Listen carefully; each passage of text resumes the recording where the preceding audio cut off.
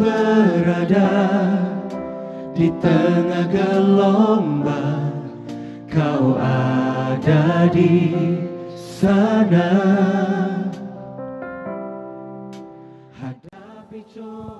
Selamat pagi teman-teman. Wah, bersyukur sekali ya kita bisa beribadah kembali dan meskipun masih secara online.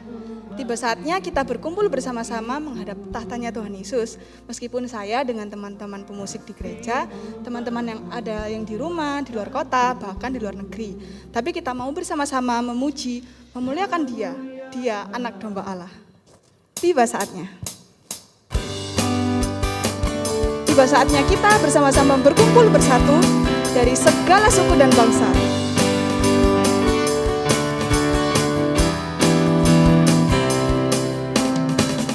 Tiba saatnya kami berkumpul bersatu dari segenap suku dan bangsa.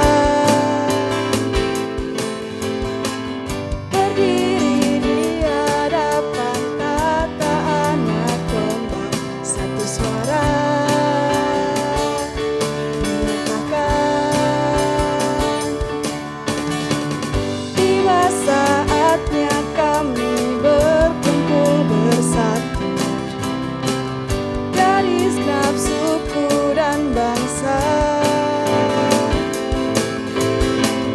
Berdiri di hadapan tata anak domba, satu suara menyatakan,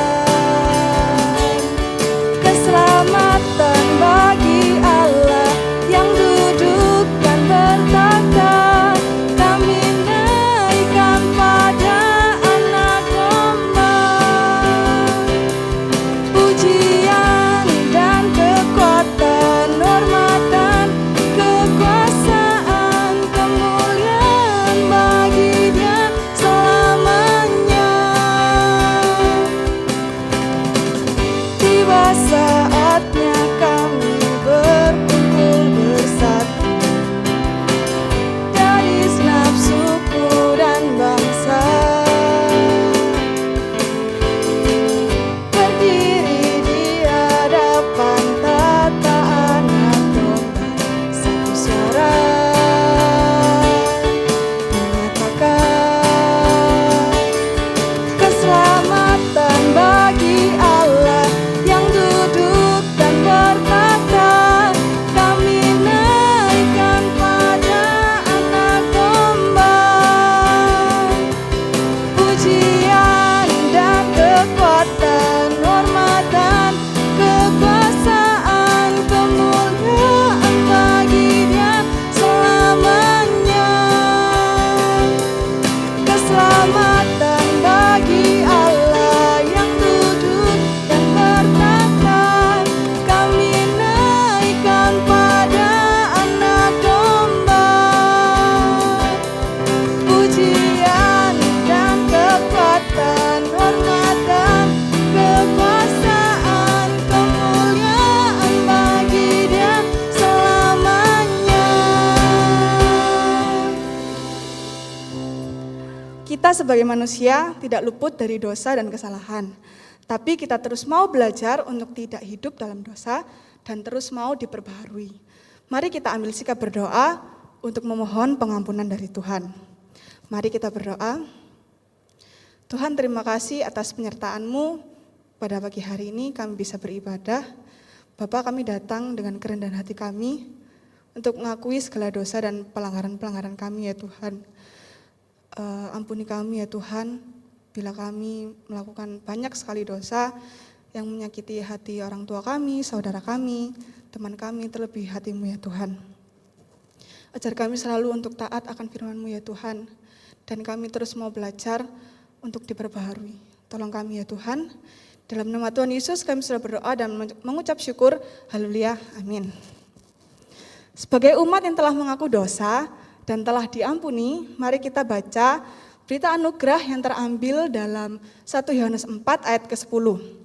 Demikian firman Tuhan, inilah kasih itu, bukan kita yang telah mengasihi Allah, tapi Allah yang telah mengasihi kita, dan yang telah mengutus anaknya sebagai pendamaian bagi dosa-dosa kita. Dan sebagai umat yang selalu ingin diperbaharui sesuai dengan firman Tuhan, terimalah petunjuk hidup baru yang terambil dari 1 Yohanes 4 ayat yang ke-20. Demikian firman Tuhan, jikalau seorang berkata, aku mengasihi Allah dan ia membenci saudaranya, maka ia adalah pendusta. Karena barang siapa tidak mengasihi saudaranya yang dilihatnya, tidak mungkin mengasihi Allah yang tidak dilihatnya.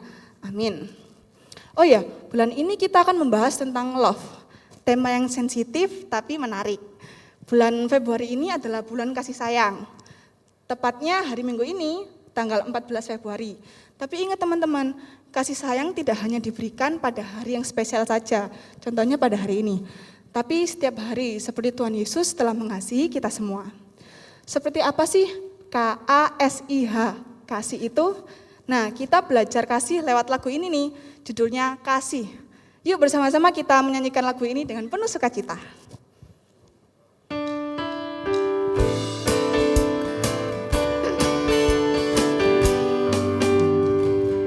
Kasih itu sabar, murah hati, lemah lembut, tak cemburu. Kasih itu memberi sukacita di hati. Kasih itu mengerti, selalu memberi, tiada mencari lemahnya diri. Kasih itu memberi sukacita di hati. Begitu banyaknya cerita tentang kasih-Nya yang sempurna. Marilah kita memberi dunia teladan Kristus di dalam kita. Kasih itu sabar, murah hati, lemah lembut, tak cemburu. Kasih itu memberi sukacita di hati. Kasih itu mengerti, selalu memberi, tiada mencari lemahnya diri. Kasih itu memberi sukacita di hati. Begitu banyaknya cerita tentang kasih-Nya yang sempurna. Marilah kita memberi dunia teladan Kristus di dalam kita. Kasih itu sabar, murah hati, lemah lembut, tak cemburu. Kasih itu memberi sukacita di hati. Nah, kasih itu sabar, murah hati, lemah lembut, gitu seperti yang ada di lagu tadi teman-teman. Nah, bagaimana? Sudah tahu kan kasih itu apa? Nah, lebih jelasnya kita akan mendengarkan firman Tuhan mengenai true love. Cinta sejati itu seperti apa sih? Nah, sebelum mendengarkan firman Tuhan, mari kita siapkan hati dan pikiran kita, dan mari kita pujikan kasih Tuhanku lembut.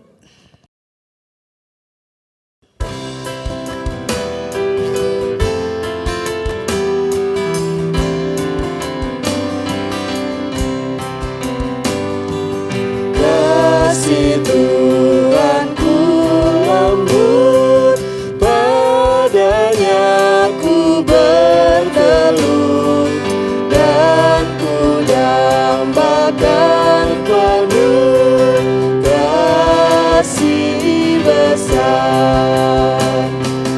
Yesus datang di dunia, tanggung dosa manusia. Bagiku pun nyatalah kasih besar, kasih besar, kasih besar. Tidak terhingga dan ajaib benar, kasih besar. Ditolongnya yang penuh dan yang berbeban berat,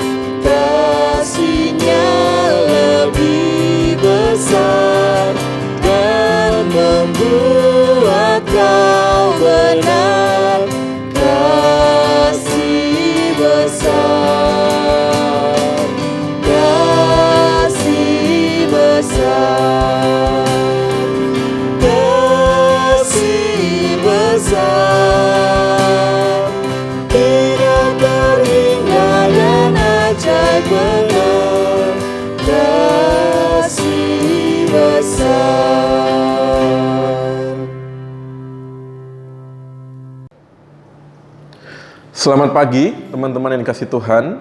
Bagaimana kabar kalian? Masih tetap sehat? Masih tetap semangat? Kita akan bersama-sama mendengarkan firman Tuhan. Langsung aja mari kita akan berdoa terlebih dahulu. Mohon hikmat dari Tuhan, mohon ketenangan dan juga mohon konsentrasi. Dan biarlah Roh Kudus boleh bekerja di dalam pemberitaan firman pada pagi hari ini. Dan kita bisa menjadi pelaku-pelaku firman Tuhan. Mari bersama-sama kita akan berdoa terlebih dahulu. Bapa di surga, kami bersyukur kalau pada pagi hari ini kami boleh berkumpul, beribadah walaupun kami berada di rumah masing-masing. Kami mohon melalui setiap apa yang kami baca dari firman-Mu, apa yang kami dengar dari penjabaran hamba-Mu, biarlah sesuai dengan kehendak Tuhan. Biarlah hanya suara Tuhan saja yang kami perdengarkan, dan biarlah kami tidak hanya mendengar, tetapi kami belajar menjadi pelaku firman Tuhan. Berbicaralah Tuhan, kami siap untuk mendengar. Dalam nama Tuhan Yesus kami berdoa dan mengucap syukur. Amin. Teman-teman yang kasih Tuhan, pada pagi hari ini kita akan kembali membahas sebuah tema yaitu True Love. Masih berbicara tentang kasih karena kita masih berada dalam bulan kasih sayang yaitu bulan Februari. Dan biarlah kita boleh memaknai tema ini. Namun sebelumnya kita akan terlebih dahulu membaca firman Tuhan yang diambil dari kitab Injil Yohanes pasal yang ke-15 ayat yang ke-9 sampai 17. Injil Yohanes pasal yang ke-15 ayat yang ke-9 sampai dengan ayat yang ke-17. Losa akan membacakan bagi kita semua. Losa berharap teman-teman tetap membuka Alkitabnya dan ikut membaca walaupun berada di rumah masing-masing. Yohanes pasal yang ke-15 ayat yang ke-9 sampai dengan 17. Di sini LAI memberikan judul Perintah Supaya Saling Mengasihi. Seperti Bapa telah mengasihi aku, demikianlah juga aku telah mengasihi kamu. Tinggallah di dalam kasihku itu. Jikalau kamu menuruti perintahku, kamu akan tinggal di dalam kasihku, seperti aku menuruti perintah Bapakku dan tinggal di dalam kasihnya. Semuanya itu kukatakan kepadamu supaya sukacitaku ada di dalam kamu dan sukacitamu menjadi penuh. Inilah perintahku, yaitu supaya kamu saling mengasihi seperti aku telah mengasihi kamu. Tidak ada kasih yang lebih besar daripada kasih seorang yang memberikan nyawanya untuk sahabat-sahabatnya. Kamu adalah sahabatku jikalau kamu berbuat apa yang kuperintahkan kepadamu. Aku tidak menyebut kamu lagi hamba, sebab hamba tidak tahu apa yang diperbuat oleh tuannya. Tetapi aku menyebut kamu sahabat, karena aku telah memberitahukan kepada kamu segala sesuatu yang telah kudengar dari Bapakku. Bukan kamu yang memilih aku, tetapi akulah yang memilih kamu. Dan aku telah menetapkan kamu supaya kamu pergi dan menghasilkan buah, dan buahmu itu tetap. Supaya apa yang kamu minta kepada Bapa dalam namaku, diberikannya kepadamu. Inilah perintahku kepadamu, kasihilah seorang akan yang lain. Saya berharap Alkitab kita tetap dibuka di tempat masing-masing sambil kita akan bersama-sama melihat kembali apa yang firman Tuhan katakan dengan tema True Love ini. Teman-teman yang kasih Tuhan, saya akan mengajak kita terlebih dahulu akan menyaksikan video berikut ini.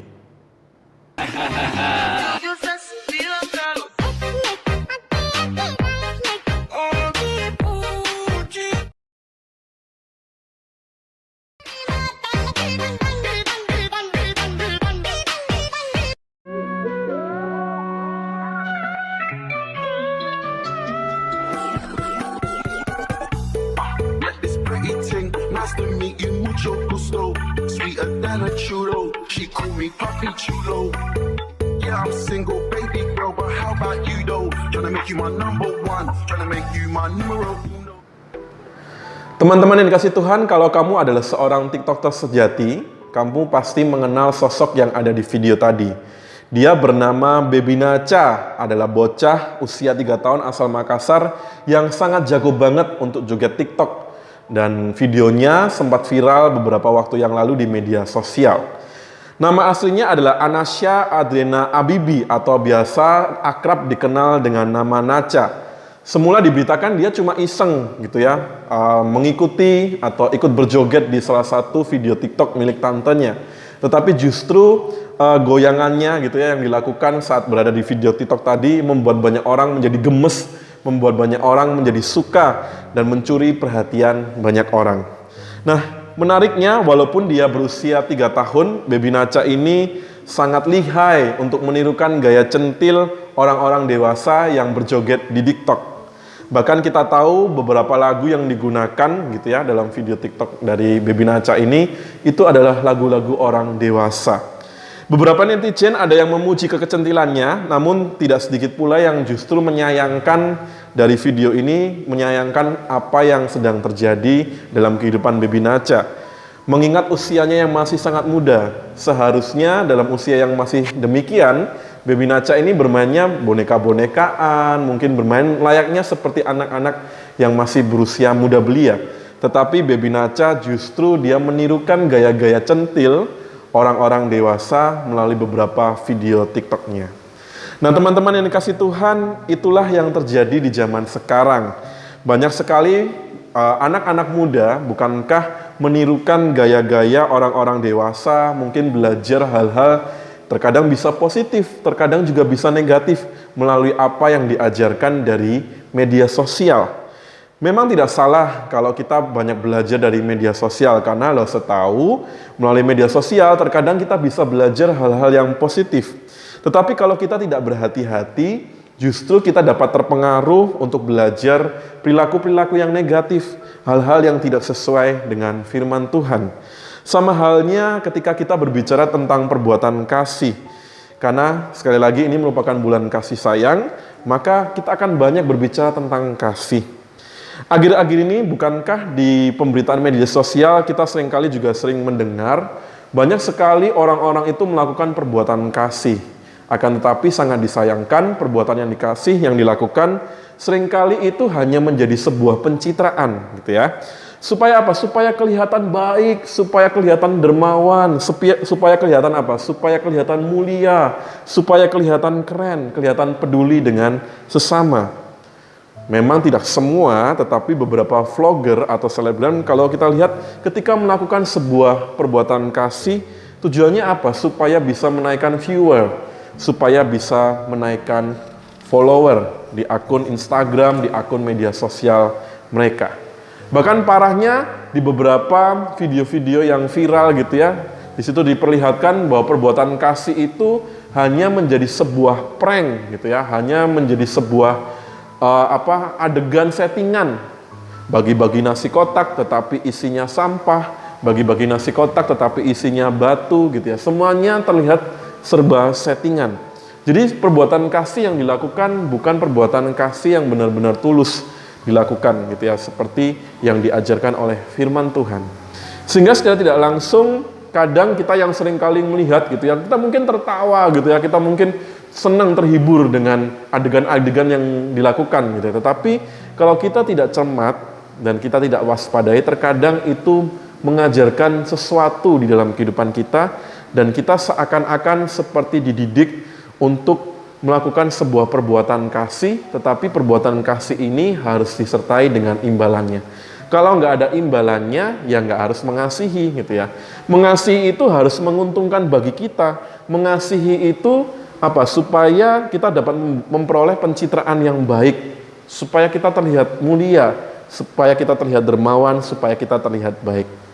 Kita jadi memiliki patron atau role model yang keliru tentang kasih.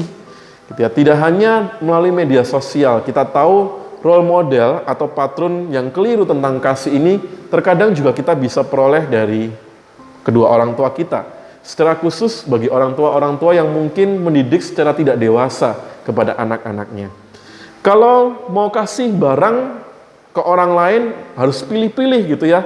Harus rasnya sama, status ekonominya sama, agamanya sama gitu ya. Harus melihat statusnya kaya atau miskin, harus menguntungkan dan sebagainya.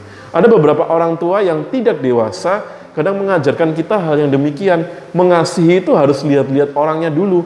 Mengasihi itu harus melihat statusnya terlebih dahulu. Sehingga terkadang ketika kita melakukan perbuatan kasih tanpa disadari, ya kita akan pilih-pilih kasih.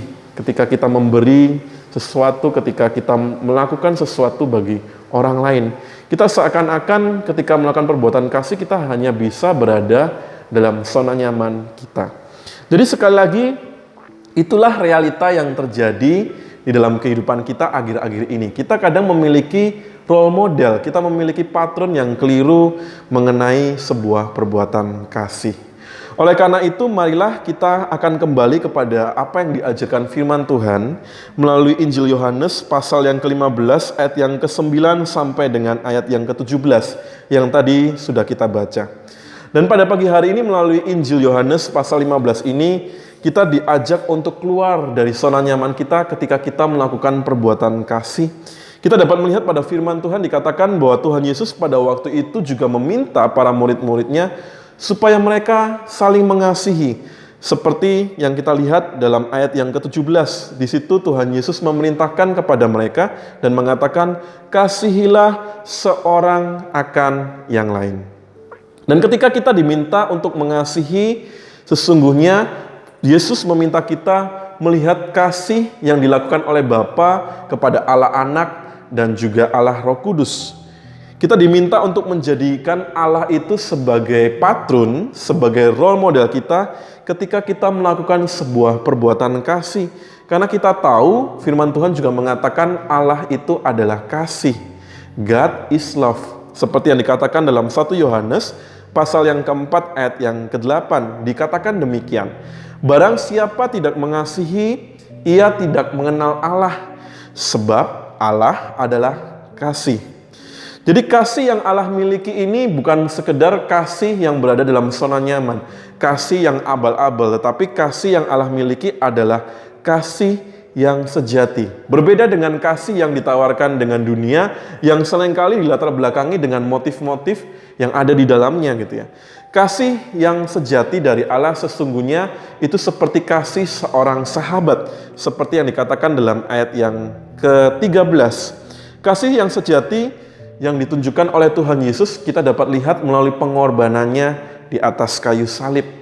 Itu adalah kasih terbesar yang dinyatakan oleh Tuhan di dalam kehidupan kita sebagai orang-orang yang berdosa. Bayangkan teman-teman kalau kita mengingat peristiwa pengorbanan Yesus di atas kayu salib, mana ada orang di dunia ini, pemimpin di dunia ini yang mau berkorban seperti pribadi Yesus.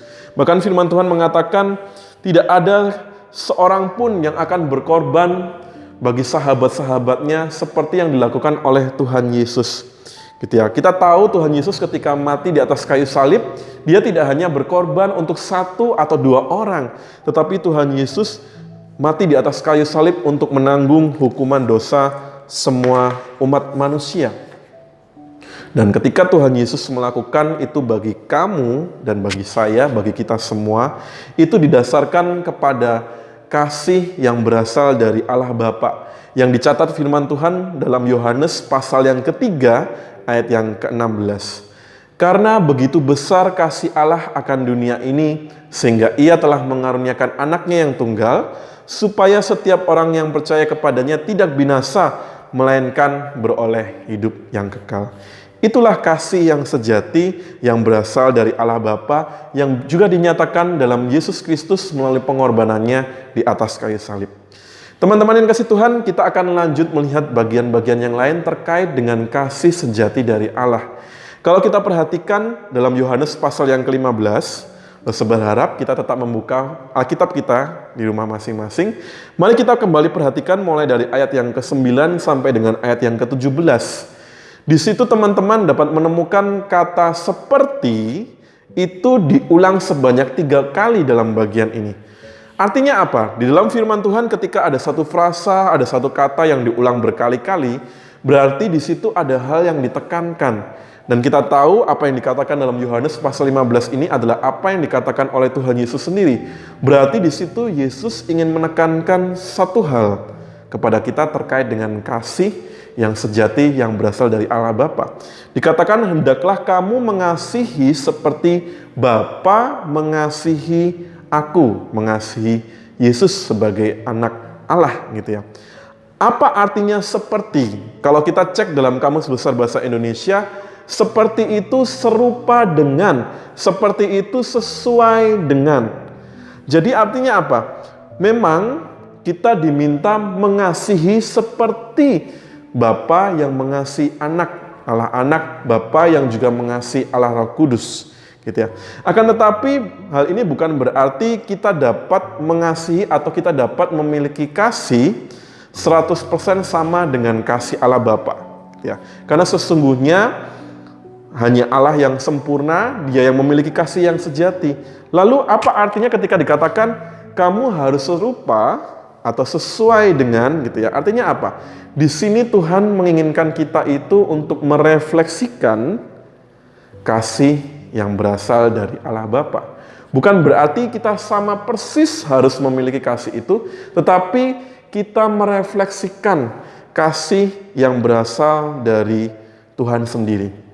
Dan ketika kita diminta untuk merefleksikan kasih itu di dalam kehidupan kita, hal itu dimungkinkan terjadi. Firman Tuhan selanjutnya dalam ayat 10 ditegaskan, ketika kamu dan saya tinggal di dalam Tuhan.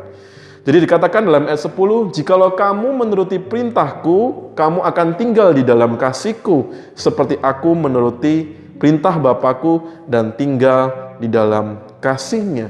Jadi apa artinya ketika kita diminta untuk tinggal di dalam Tuhan, kita diminta untuk senantiasa memiliki ketaatan pada perintah Tuhan.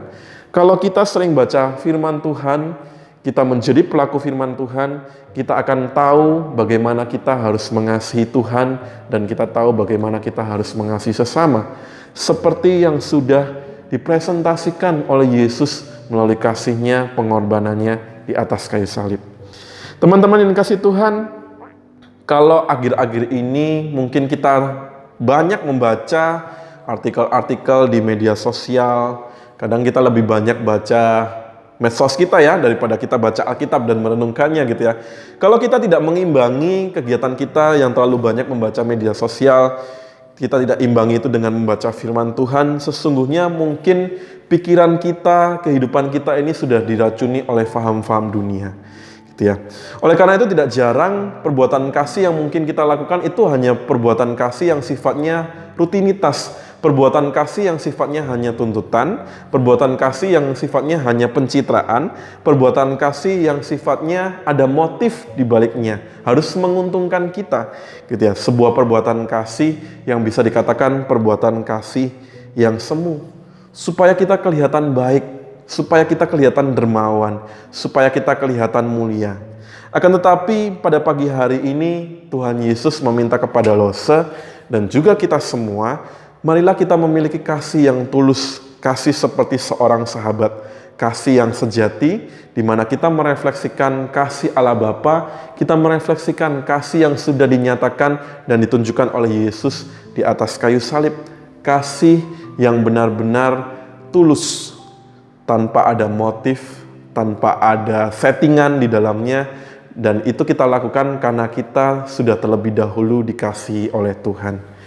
Kalau kamu adalah pribadi yang sudah merasa pernah dikasihi oleh Tuhan, ketika melakukan sebuah perbuatan kasih, sesungguhnya itu bukan sesuatu hal yang sulit untuk dilakukan. Kenapa? Karena kita sudah pernah merasakan dikasihi oleh Tuhan. Dan ketika kamu sudah menjadi pengikut Kristus, kamu yakin dan percaya, sesungguhnya kasih Tuhan itu sudah dinyatakan di dalam kehidupan kamu. Oleh karena itu teman-teman yang kasih Tuhan, marilah kita memiliki kasih yang tulus. Caranya bagaimana? Tinggallah di dalam Tuhan.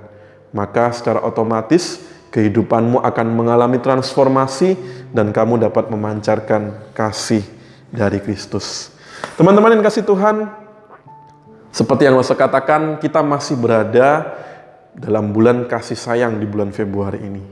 Dan pada bulan Februari ini, saya ingin mengajak kita, yuk mari bersama-sama kita melakukan sebuah perbuatan kasih melalui program charity yang sudah diselenggarakan oleh pengurus-pengurus Westlight di bulan ini. Marilah dengan ketulusan hati kita menyisihkan uang jajan kita selama bulan Februari 2021. Lose tahu dalam masa pandemi ini mungkin kita juga mengalami kekurangan. Lose, aku aja uang sakuku berkurang, orang tuaku juga kehilangan pekerjaan gitu ya. Tetapi bukan berarti ini sifatnya paksaan.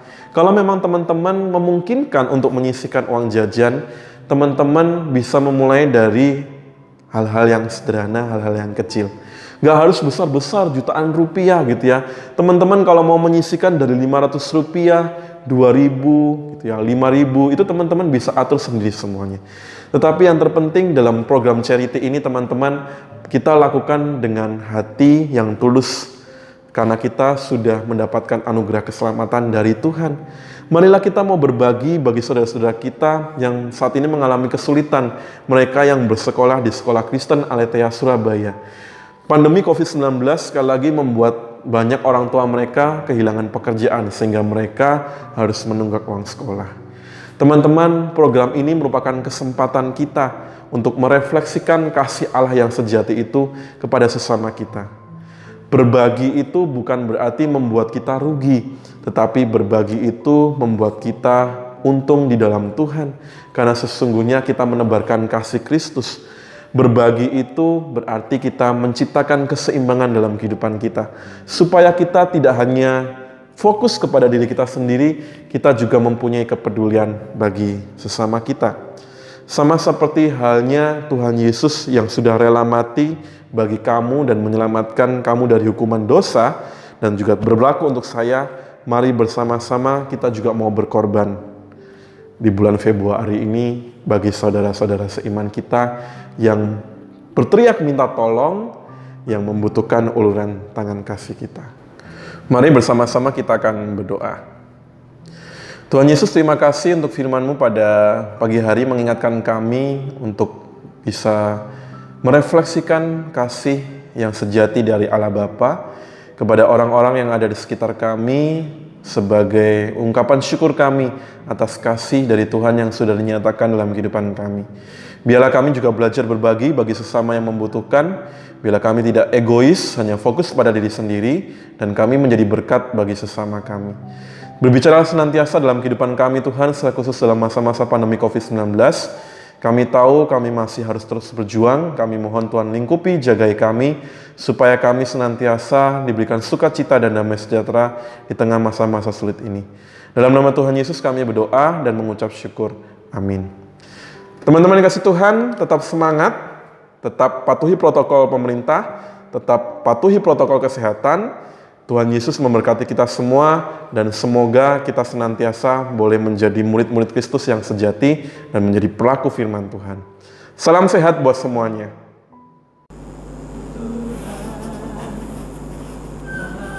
Happy Sunday guys. Kalian udah ngikutin ibadah kali ini kan? Apa yang kalian pelajari dari ibadah kali ini? Pasti ada something kan? Nah, jangan lupa kalian untuk melakukan hal itu terus di seminggu ini. Sampai minggu depan kita bertemu di ibadah lagi. Oh ya guys, jangan lupa untuk mengucap syukur kepada Tuhan dan menyalurkannya lewat memberikan persembahan di bawah ini.